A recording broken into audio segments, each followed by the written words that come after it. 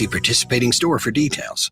Hey everyone, Paul Scarron here, CEO of Warner Hospital. Spring in Central Illinois is beautiful, unless allergies are slowing you down. If you're dealing with sneezing, congestion, itchy eyes, or sinus pressure, our experienced providers at Warner Hospital and Health Services in Clinton are here to help. We offer fast, personalized treatment to get you breathing easier and feeling better. Don't let allergies take over your spring. Call or visit us today. Warner Hospital and Health Services, quality care right here, right now. From the Heart Media Group newsroom and DeWittDailyNews.com, I'm Ben Hubbard with this expanded morning newscast.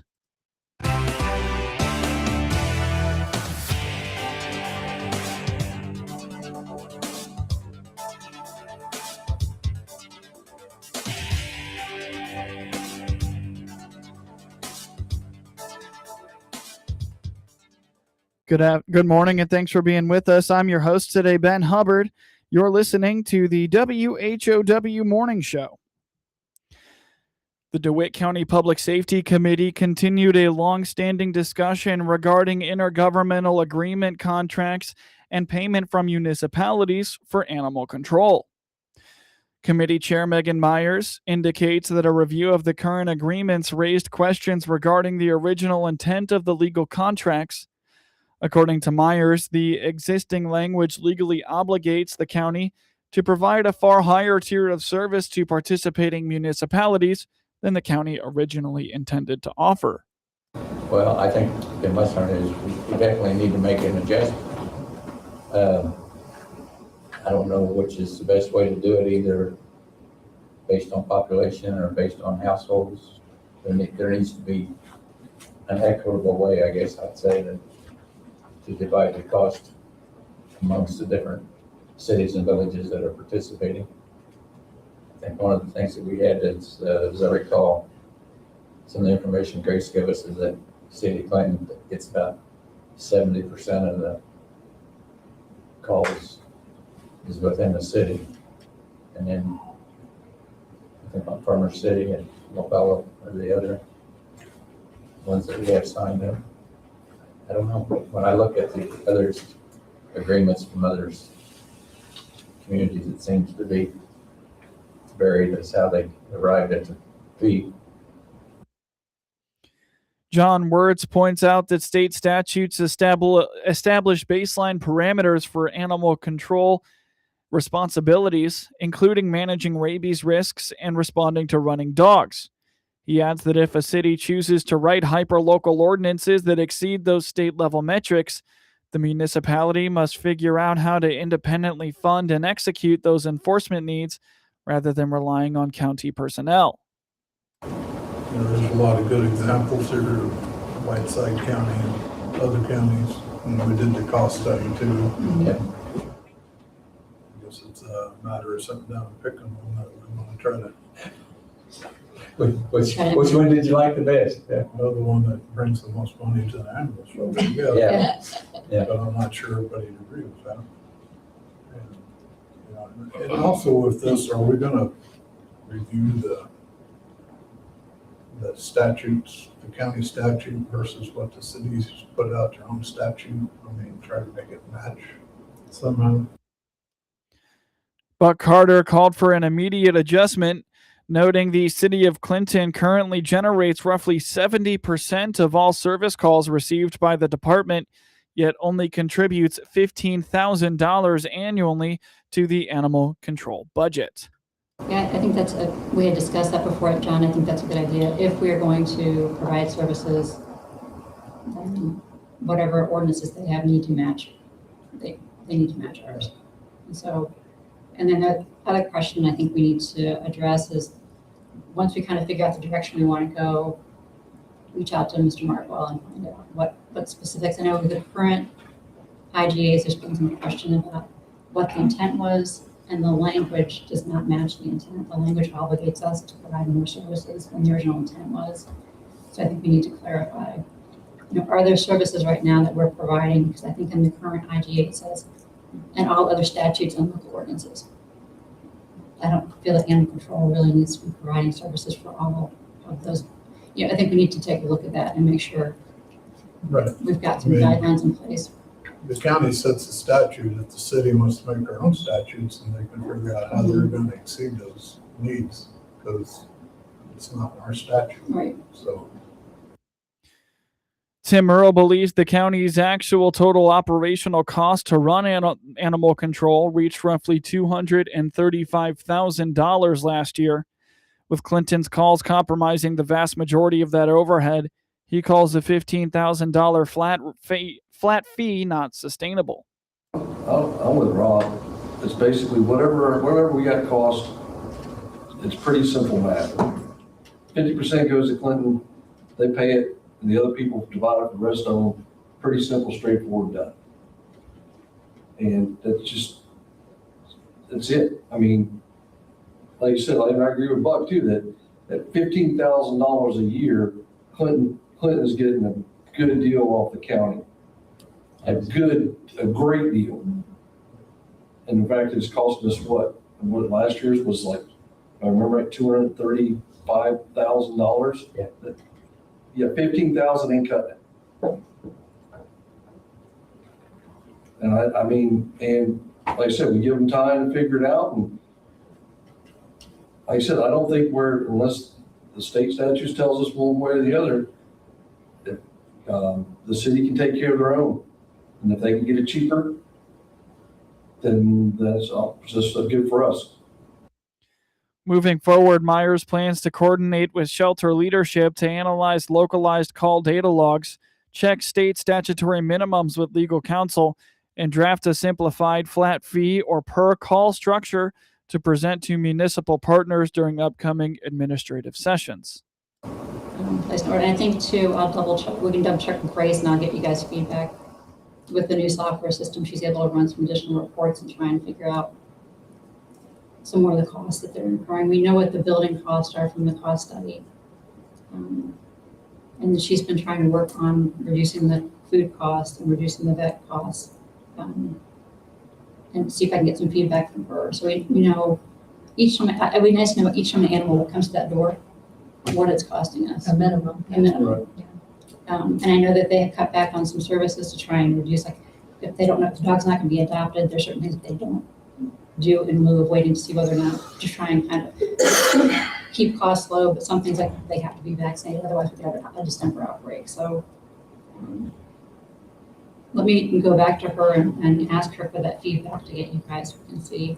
I feel as though if we could figure out a flat fee structure, it would be simpler overall. But also looking at the statutes and then check with Mr. Markle and find out what are we, what's great, what are we obligated, what's the animal control officer, if we're doing these, what's like the minimum statute by law that we have to pick up dogs at large, we have to handle rabies, to get a better idea on that.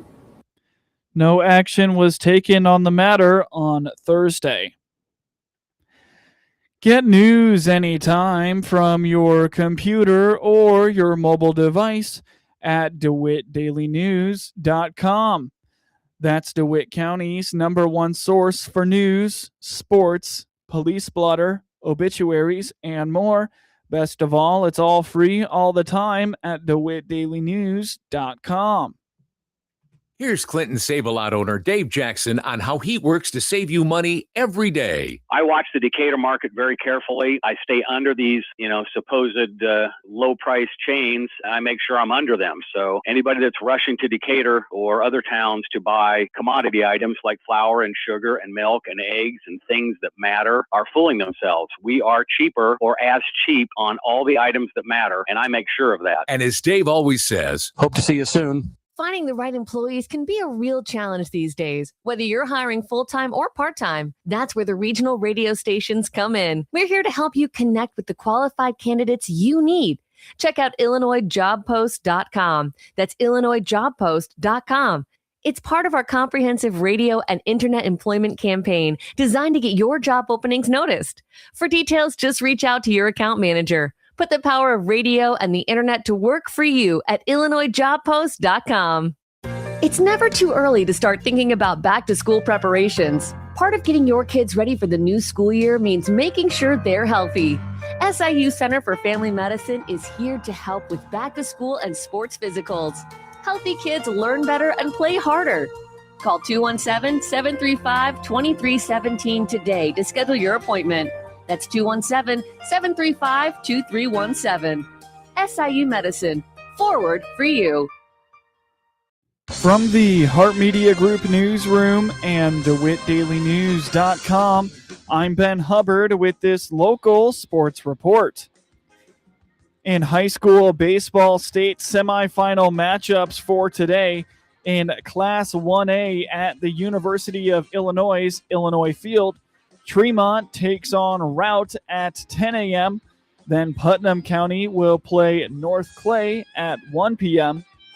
In Class 2A at Illinois Field, Harvest Westminster takes on Freeburg at 4 p.m. And then Ottawa Marquette will play St. Joseph Ogden at 7 p.m. In Class 3A at the Joliet Slammer Stadium, St. Rita plays East Peoria at 10 a.m. And then Crystal Lake South takes on Triad at 1 p.m. And in Class 4A at the Joliet Slammers Stadium, Naperville Central will take on Maine South at 4 p.m. and Libertyville plays Chicago Mount Carmel at 7 p.m. Juan Soto hit a go-ahead homer in the 7th inning, and the New York Mets earned a 5-4 win over the St. Louis Cardinals on Thursday. Soto's shot off Jojo Romero, who is 0-2, allowed the Mets to avoid being swept for the 6th time this season. Alec Burleson opened the scoring with a 2-out blast in the first before the Mets responded with Bo Bichetti's 2-run shot, and Jared Young also went deep in the bottom half to give New York a 3-1 lead. St. Louis answered with Lars Nootbaar's solo shot and Jimmy Crook's 2-run homer in the second to give the Cards a 4-3 lead on an afternoon in which the first pitch temperature was 91 degrees and the wind was blowing out to right at 8 miles per hour. Every homer Thursday except Bichetti's went to right field. Young accounted for the game's only non-homer RBI with a game-tying 5th inning single. Mets starter Christian Scott gave up 4 runs and struck out 6 in 4 2/3 innings. The Cardinals' Hunter Dobbins allowed 3 runs with 5 strikeouts in 4 1/3 innings. Brooke Raley is 2-1 and threw a hitless 7th. Devin Williams earned his 9th save with a perfect 9th inning. The Cardinals continue a 6-game road trip on Friday when right-hander Kyle Leahy, who is 5-3 with a 4.42 ERA, starts against the Twins, and right-hander Joe Ryan, who is 4-3 with a 3.07 ERA. Mets right-hander Nolan McLean is 3-4 with a 3.98 ERA and gets the starts in the opener of a 3-game series against the visiting Atlanta Braves, who have yet to announce a starter. Seiya Suzuki hit his 3rd career grand slam. Alex Bregman added a 2-run homer, and the Chicago Cubs snapped a 3-game skid with a 9-3 win over the Colorado Rockies on Thursday. Chicago, which had scored 3 or fewer runs in 7 of its last 9 games before Thursday, had its highest run total since beating Pittsburgh 10-4 on May 27th.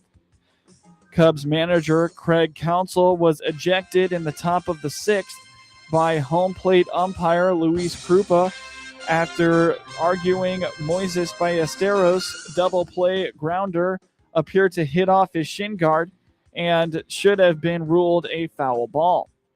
Brett Sullivan hit 2 home runs, and Cole Carrig, who made his MLB debut Tuesday night, added a solo shot for Colorado. Rockies starter Ryan Feltner is 2-2 and retired the first 9 batters he faced before Pete Crow Armstrong led off the 4th with a single. The Cubs added another single and a walk to load the bases before Suzuki lined a sinker down the left field line for his 10th homer of the season and first grand slam since September of last season. The Cubs added 2 more runs in the 5th. Bregman hit his 6th homer in the 7th inning, and Carson Kelly capped the scoring with a solo shot, his 3rd in the 8th inning. Sullivan gave Colorado a 1-0 lead in the 3rd with his first home run, and Carrig hit one 418 feet into the Rockies bullpen in the 4th. Those were the only runs allowed by Chicago starter Edward Cabrera, who is 4-3, and left after retiring Hunter Goodman with 1 out in the 6th. Cabrera allowed 5 hits, 2 earned runs, and struck out 5.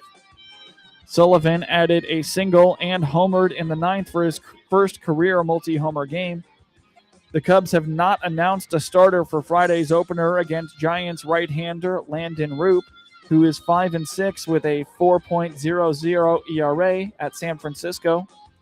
The Rockies also have not announced a starter for Friday's opener against Athletics lefty Gage Jump, who is 2-1 with a 2.45 ERA in Las Vegas.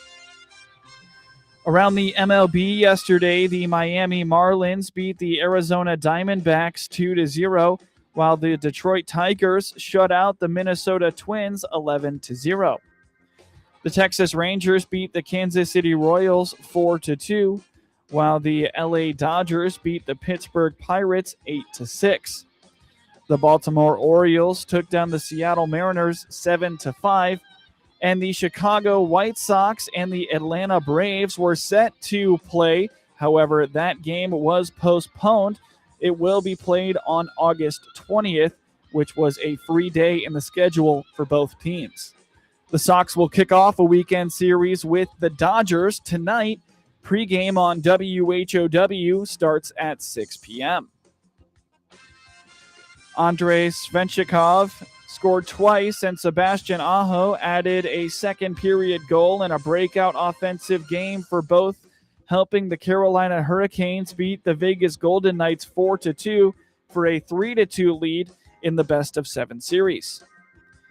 Captain Jordan Staal found the net again for his 5th straight game in the series after Vegas had taken a 1-0 first-period lead, while Brandon Bussi finished with 23 saves in his second career postseason start.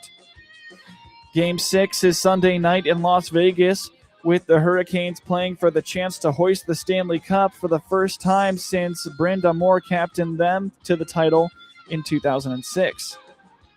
Aho's goal in the second period marked his first of the series, coming when Sean Walker found him cutting to the left side after Jordan Martinook swapped with Seth Jarvis to work alongside Aho, and Svechnikov in the top line won a puck battle behind the net on the forecheck.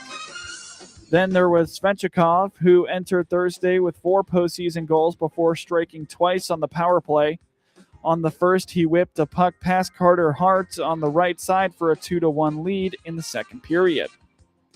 On the second, he had a short put away at the post off a sharp feed from Nikola Ehlers for a 4-1 lead. One of 3 assists for Ehlers on the night that included him having 2 delay of game penalties for putting the puck over the glass.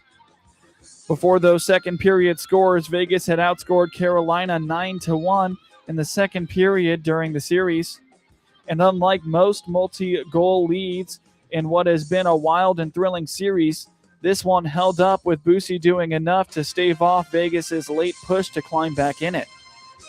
Pavel Dorofeyev scored twice for Vegas, finding the net for the first time since Game 1 of the Western Conference Final sweep of President's Trophy winner Colorado. Vegas had twice before been in a 2-2 series in these playoffs, in the first round against Utah and the second round against Anaheim. Both time the Golden Knights won Game 5 and closed out the series in Game 6. This time they'll have to win one on home ice to force the series back to Carolina for Game 7 on Wednesday night, and they'll have to take 2 in a row against the Hurricanes team that hasn't suffered consecutive losses since mid-January. Vegas played much of the night without center William Karlsson, who was being checked out on the bench for an apparent upper body injury. Karlsson skated to the tunnel midway through the second period and didn't return. In the World Cup, the USA men's national soccer team takes on Paraguay at SoFi Stadium tonight in Los Angeles at 8 p.m. And in the NBA Finals, the Knicks travel to San Antonio to take on the Spurs for Game 5 of the series on Saturday. New York currently leads the series 3-1. Get highlights of your local high school program by finding IL SportsWire on your preferred social media platforms, and get local sports anytime at DeWittDailyNews.com. MR Systems Wireless is your local internet provider for Clinton and surrounding area. They have the products you